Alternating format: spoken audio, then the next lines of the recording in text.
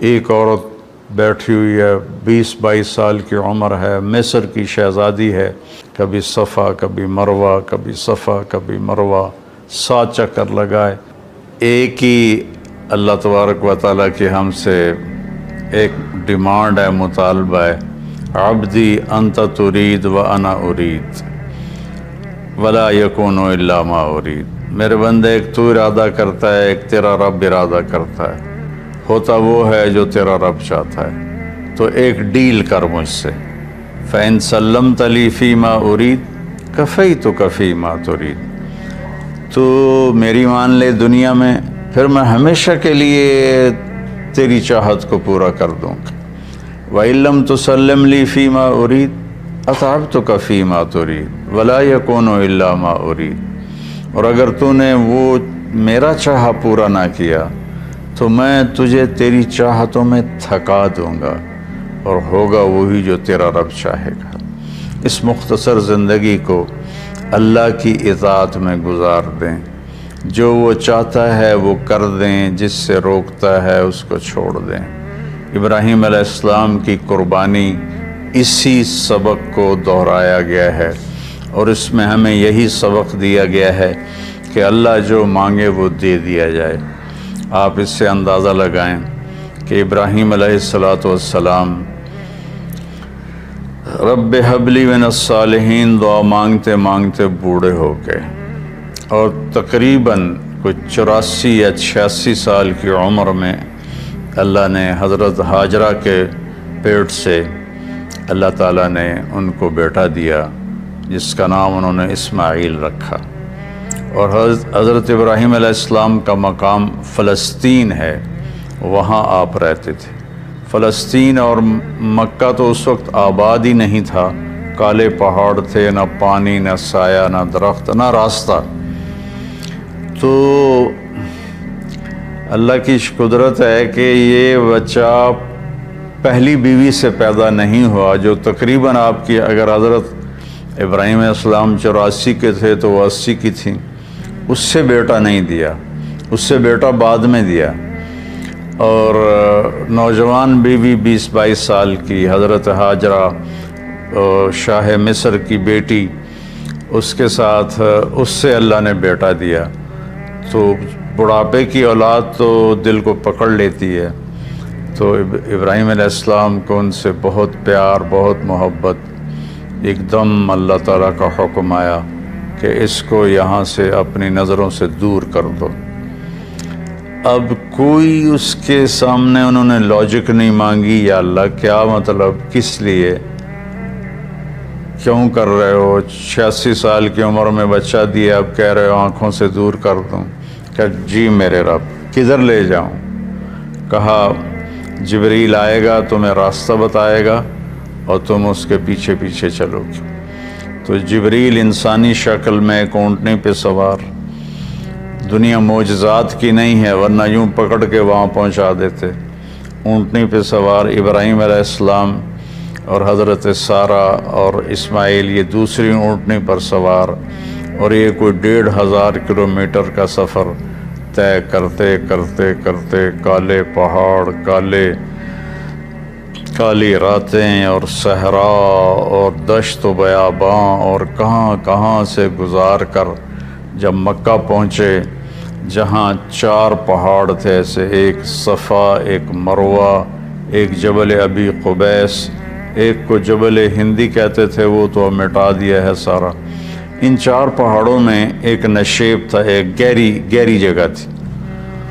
تو جب وہاں اترے تو سبحان اللہ، جبریل کہنے لگے یہاں اپنی بیگم اور بچے کو اتار دیں اور واپس چلے جائیں۔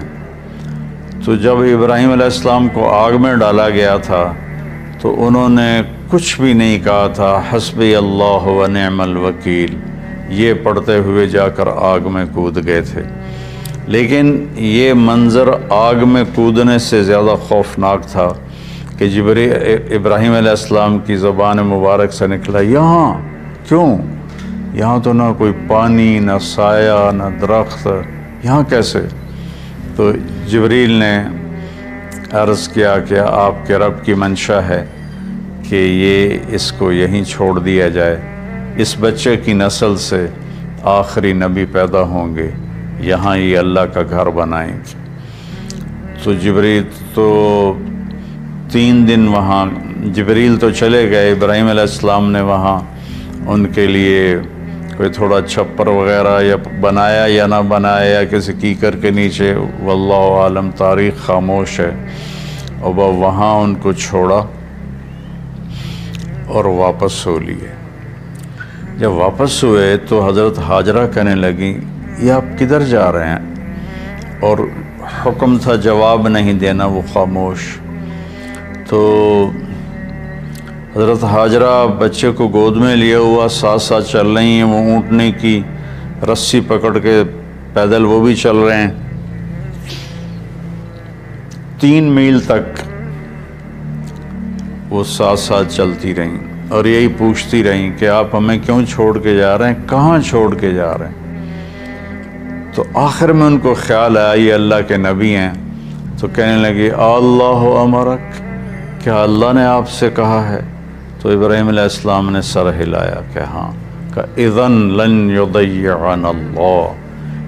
ایک اور حاجرہ نے جنم لیا جس کا ایمان فرشتوں سے بھی اوپر جا چکا تھا، اور انہوں نے تنک کے کہا جاؤ پھر اللہ ہمیں کبھی ضائع نہیں کرے گا، اور اپنے ایک دم ان کی ہمت جوان ہو گئی۔